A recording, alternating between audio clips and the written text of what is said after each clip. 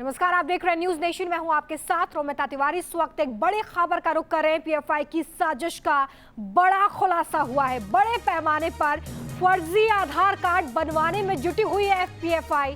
घुसपैठियों और रोहिंग्याओं का यह आधार कार्ड बनवाया जा रहा है।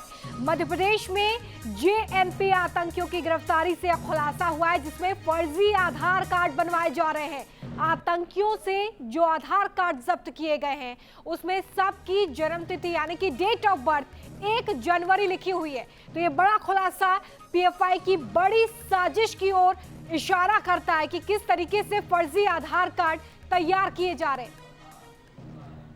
रोमान हमारे सहयोगी फोनलाइन पे जुड़ गए। रोमान, बड़ी साजिश का खुलासा हुआ है, क्या कुछ और विस्तार से जानकारी दीजिए। देखिए, बिल्कुल भोपाल में जो जेएमबी के आतंकवादी पकड़े गए थे, उनके पास से जो आधार कार्ड बरामद हुए थे, उनकी जन्मतिथि और जन्म स्थान अररिया बिहार का था, जो कि एक समान ही था।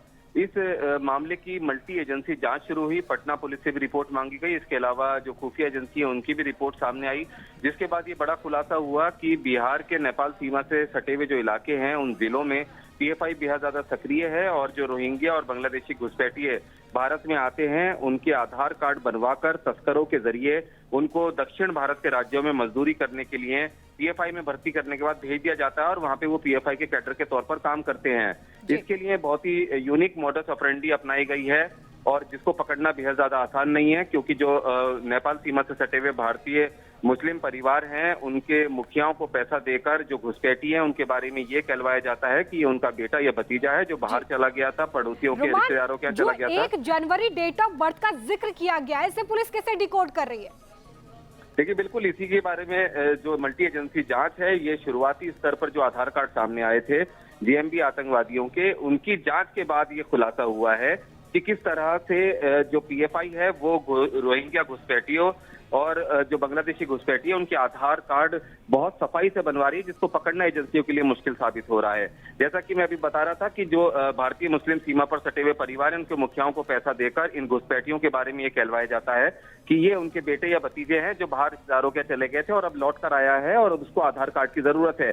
इसके लिए वो अपने तमाम दस्तावेज लगवाकर इन घुसपैठियों के आधार कार्ड अपने पते पर बनवा देते हैं और उसके बाद तस्करों के जरिए उनको दक्षिण भारत के राज्यों और देश के दूसरे राज्यों में मजदूरी के लिए या पीएफआई के कैडर के तौर पर स्थापित कर दिया जाता है।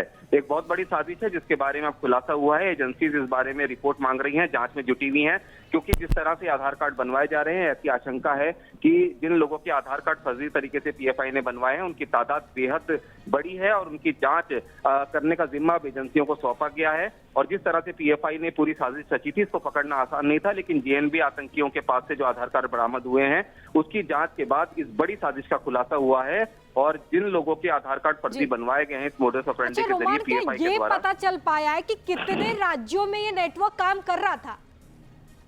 देखिए, बिल्कुल जो आधार कार्ड बनवाने का जो नेटवर्क है इसका खुलासा हुआ है कि नेपाल सीमा से सटे हुए बिहार के जितने भी जिले हैं पूर्णिया से लेकर अररिया तक